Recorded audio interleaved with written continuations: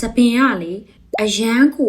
ကျွတ်တာများတယ်ဆိုလို့ရှိရင်ခတ်တူတူညှက်ချပလိုက်မဆုရဲ့စပင်ဆိုလို့ရှိရင်အရှိကြီးပေါ့နော်ဒါပေမဲ့ညှက်ချပလိုက်တယ်ညှက်ချလိုက်တယ်ဆိုတာကအောက်ပိုင်းတွေကအရန်ကို split တွေဖြစ်တာရောနောက်တစ်ခုကျတော့ဘာဖြစ်လဲဆိုတော့ဘာလို့ညှက်ချရလောက်တဲ့အခြေအနေဖြစ်သွားလဲဆိုတော့တကယ်တော့အဲ့လိုမျိုးပုံမှန်တစ်လတစ်ချိန်လောက်ပုံမှန်အပြည့်အဖျားတိပေးတဲ့နဲ့မတိပေးလို့ရှိရင်သူ့ရဲ့ split hair တွေကအမြဲတမ်းပေါ့နော်ဒီလိုမျိုးအပေါ်လိုက်လာတယ်အဲ့ဒါတွေကိုမြင်နေတွေ့တယ်တတိထားမိတယ်ဒါကိုဂယုမဆိုင်ဘူးပေါ့နော်တိပေမဲ့လုံးဝကိုပြစ်ထားလိုက်တယ်အဲ့တော့ဘာဖြစ်လဲဆိုတော့အဲ့အတိုင်းပဲလုံးဝမညံ့နဲ့နောက်ဆုံးမှာဒီစပင်ခါကြော်လောက်ရှည်တဲ့စပင်ကြီးကနေပြီးတော့အပေါ်ပိုင်းတွေဒီလို split hair တွေအရင်များလာတဲ့အခါမှာနောက်ဆုံးအဲ့ဒါတွေအကုန်လုံးထိကိုပါညှက်ချလိုက်ရတယ်အဲ့တော့မှအခုကျတော့အရန်ကိုပြန်ပြီးတိုးသွားတဲ့အချိန်မှာဆိုလို့ရှိရင်ပုံမှန်ဆိုရင်ကွာဥမာပုံနေပါလေတွန်းနေ dryer ပဲမှုတ်လို့ရှိရင်စပင်အရှိန်နဲ့တုံးကဆိုရင်စပင်အများကြီးကြွတာအခုကျတော့ကောင်းတဲ့စပင်တွေပဲကြံခဲ့တဲ့အခါမှာဆိုလို့ရှိရင် तू ကစပင်ကတစ်ခုနဲ့တစ်ခုတစ်ချက်မညှိတော့မညှိတဲ့အခါမှာ तू ကတခြားစပင်ကောင်းနေတဲ့စပင်တွေကိုပါကျွတ်ဖို့အတွက်ရာခိုင်တော့ပိုနည်းနည်းလေးပဲဖြစ်သွားစီတယ်အဲ့တော့နောက်ဆုံးသူ့ဟာသူကျွတ်မယ်ဆိုရင်တော့မှကျွတ်မယ်စပင်တွေကကျွတ်เสียရှိရကျွတ်တယ်သို့တော့တခြားကောင်းနေတဲ့စပင်တွေညှိပြီးကောင်းတဲ့စပင်တွေပါမကျွတ်တော့ဖြစ်တဲ့အတွက်ကိုဟာအမြဲတမ်းအဖျားတွေကိုညှက်လိုက်ညှက်ထားမရှိဘူးဆိုလို့ရှင်တော့မဆုလိုမျိုးဒီပေါ့နော်စပင်ကိုကြိုက်ကြည့်လိုက်သိပါတယ်ဘယ်နာလောက်ထိကိုကောင်းတယ်မကောင်းဆိုတော့အဲ့မကောင်းတဲ့ပိုင်းတွေကိုလုံးဝမနှမျောနဲ့ညှက်ချပလိုက်အရန်နှမျောတက်လို့ရှိရင်တော့တစ်လတစ်ချိန်ပုံမှန်အမြဲတမ်းအဖျားလေးညှက်တာမျိုးကိုလုပ်ပါနောက်တစ်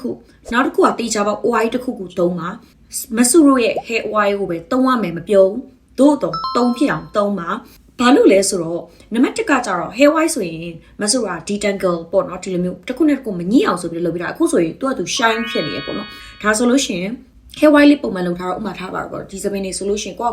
်ဒီလိုမျိုးလှုပ်ချလိုက်လေဒီလိုမျိုးလက်လေးနဲ့လှုပ်လိုက်လေမညှိနေတော့ဘူးပေါ့နော်အဲ့တော့ဘာဖြစ်လဲဆိုတော့သူကများညှိလေတခြားမကျွတ်တဲ့စပင်းတွေကျွတ်လေဥမာကွာစပင်းကပုံမှန်အားဖြင့်ကိုယ့်ရဲ့ဒီပေါ့နော်ဥယျာဉ်ခွန်ထိတ်မှာအားမရှိတဲ့အခါမှာပုံမှန်ကျွတ်တယ်ဒါပေမဲ့ကောင်းနေတဲ့ဥစ္စာတွေကျွတ်စရာမလိုအဲ့လိုဥစ္စာတွေမကျွတ်ဖို့အတွက်ဆိုရင်အလက်ကားနေမညှိနေဖို့လိုတယ်မညှိနေဖို့အတွက်တစ်ခုနဲ့တစ်ခုမှာမကောင်းတာတွေနဲ့မညှိနေတဲ့စပင်းတွေမဖြစ်နေအောင်ဆိုပြီးတော့ညှက်ထားဖို့လိုတယ်ပြီးတော့ခုနပြောလို့ hair oil သုံးဖို့လိုတယ်နောက်တော့ conditioner ကောင်းသုံးဖို့လိုတယ်အဲ့ conditioner သုံးလို့ရှိရင်လုံးဝကောင်းဥယျာဉ်ပြောင်းမလုံးနဲ့နောက်တစ်ခုအခုတော့ scalp tonic ပေါ့နော်ဒီ scalp tonic ဆိုလို့ရှိရင်မဆူထပ်ပြီးထုတ်ဖို့တော့မရှိဘူးသို့တော့အဲ့လိုမျိုး scalp tonic ကိုအိမ်မှာရှိရင် scalp tonic ကိုတေချာကသုံးပါနော်ဘာလို့လဲဆိုတော့စပင်ကလေခေါင်းကစပြီးစပင်ကျွတ်တယ်ဆိုရင်အဲ့စပင်ကျွတ်တဲ့အချိန်မှာမှစပြီးတော့ကိုကသတိထားမိပြီးသုံးလို့ရှင်လုံးဝမမီဘူးဒါကြောင့်တိတိချာချာကိုအနေနဲ့နည်းနည်းလေးဒီလိုမျိုးခံစားပြီးဆိုတော့ scalp tonic ကိုသုံးတဲ့ဥစ္စာမျိုးကိုလုပ်နောက်တစ်ခုဒါကတော့မဆုလို့လည်းမထုတ်ဘူး biotin ပါတဲ့စပင်အားကောင်းတဲ့စီကိုတောက်ပါ biotin ကလေလက်သေးတွေကောင်းတဲ့စပင်တွေကောင်းတယ်မဆုရဲ့လက်သေးတွေကဘတော်မဆုကလက်သေးရှည်မထားဘူးလက်သေးနီလည်းမဆုဘာမှမလုပ်ဘာလို့လဲဆိုတော့ဒီလက်သေးကအရန်ပြောလို့ဒီ biotin လေမဆုပေါ့နော်တောက်တာ2ပတ်ပေါ့နော်ဘယ် brand မဆုတောက်လို့ရတယ်အဓိကတော့ brand နဲ့မဆိုင်ဘူးမဆု brand ကိုလည်းမညွန်တော့မဆုတောက်တဲ့ဥစ္စာတော့$16လောက်ပေးရတယ်တစ်လစာပဲပါတယ်အဲ့တော့သူ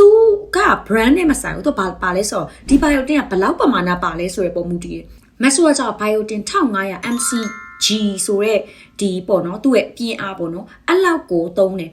ပြောချင်တာသူက biotin အပြင်တခြားပါတဲ့ဥစ္စာကတော့အသီးတွေပါလေပါတယ်ပေါ့နော်ဒါလေးကိုလည်း comment မှာတော့ပြထားပေးပါမယ်အဲ့ဒါတော့မဆူလည်းမရအောင်ဒီတိုင်းပဲမဆူတောက်တဲ့ဥစ္စာပြောတာဒါပေမဲ့တစ်လားလောက်ကြာတဲ့အခါမှာဒီလက်သက်ရလုံးဝမာနာပဲအရင်တော့ကဒီလောက်ထိအရှည်လုံးဝထားလို့မရအောင်မာလည်းမမာဘူးပေါ့နော်ဒါလေးကတော့ပြောင်းလဲမှုနောက်တစ်ခုကတော့သပင်အပြင်တခြားပေါ့နော်ဥမာဒီဘေးနားလေးဆိုလို့ရှိရင်အများကြီးတခြားတော့အမွှေးလေးများလာတာမသိဘူးပေါ့နော်ဒါလေးဆိုလို့ရှိရင်မြက်တောင်မွေးလေးရဲ့အစားကောင်းလာတယ်ပေါ့နော်အဲ့တော့ကဒီလိုမျိုးအားစိတ်တွေကလည်းတကယ်ကိုလိုအပ်တယ်နောက်တစ်ခုပြောမယ်စပင်တကယ်လုံးဝမချွတ်ချင်စပင်အောင်ထူးချင်တယ်စပင်ကောင်းချင်တယ်ဆိုလို့ရှိရင်နောက်ထပ်အရန်ရေးရှိရကိုရေချိုးတဲ့ရေအရန်ကိုအကာလိုင်းများတဲ့ရေအရန်ကိုဆိုဒီယမ်များတဲ့ရေဒီလိုမျိုးမဟုတ်ဘဲနဲ့ pH 7 ကွက်တီလောက်အဲ့လောက်ရေနဲ့စူထိုးနိုင်လေအကောင်းဆုံးပဲအဲ့တော့အကောင်းဆုံးတော့ဗာလဲဆိုတော့ကိုယ်အနေနဲ့ရေပိုက်ကောင်းလာရရှိဆိုရှင်အဲ့ရေပိုက်ကောင်းမှာ filter လိုမျိုးခံပြီးတော့ချိုးတာမျိုးကအရန်အရေးကြီးတယ်နောက်ထပ်တစ်ခုအရေးနဲ့အစားအသောက်အားလုံးထဲမှာအရေးကြီးဆုံးကအိတ်တာမှန်တာရယ်အစားအသောက်ပဲအဲ့တော့အစီအစိတ်နဲ့အရန်စားပြီးတော့အရန်တွေကို calories တွေအများတဲ့ဥစ္စာမစားနဲ့အရန်လဲအာဟာရပြတ်လောက်တဲ့ထိမစားနဲ့ပုံမှန်စားတဲ့စားထ ထိုက်တဲ့ခန္ဓာကိုယ်မှာလိုအပ်တဲ့လောက်ကိုပဲစားတော့တာမျိုးလို့အဲ့ဒါကအရန်ကိုအရေးကြီးရဲ့သပင်မကြွချင်းနဲ့မှာပါတယ်နောက်တစ်ခုက stress ကတော့တေးလောက်အရေးကြီးရယ် stress ကိုအခုခေတ်ကအကုန်လုံး stress များတယ်ဆိုတာလည်းသိတယ်အဲ့တော့ကိုယ်တိုင်လည်းမဆူလို့လည်း stress များတယ်သို့တော့ဘာစဉ်းစားလဲဆိုရင်တော့မဆူကတော့ကိုထိန်းချုပ်နိုင်တဲ့ stress နဲ့မထိန်းချုပ်နိုင်တဲ့ stress ဆိုပြီးခွဲလိုက်တယ်မထိန်းချုပ်နိုင်တဲ့ stress ဆိုလို့ရှိရင်ကိုထိန်းချုပ်လို့ရမယ့်အပိုင်းကဘယ်အပိုင်းလဲအဲ့အပိုင်းကိုဦးစားပေးပြီးတော့ထိန်းချုပ်တယ်ပြီးတော့မှ